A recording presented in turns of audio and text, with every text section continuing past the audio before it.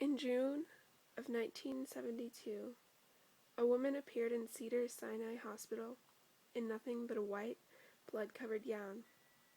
Now this, in itself, should not have been too surprising, as people often have accidents nearby and come to the nearest hospital for medical attention.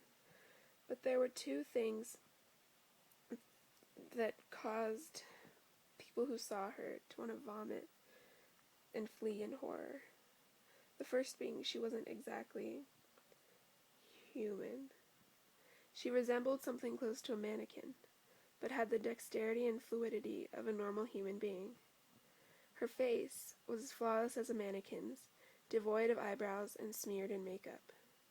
She had a kitten clenched in between her teeth, her jaws clamped so unnaturally tight around it to the point where no teeth could be seen. The blood was still squirting out of her gown and onto the floor. She then pulled it out of her mouth, tossed it aside, and collapsed. From the moment she stepped through the entrance to when she was taken to the hospital room and cleaned up, before she was prepped for sedation, she was completely calm, expressionless, and motionless. The doctors thought it could be best to restrain her until the authorities could arrive, and she did not protest. They were unable to get any kind of response from her, and most staff members felt too uncomfortable to look directly at her for more than a few seconds.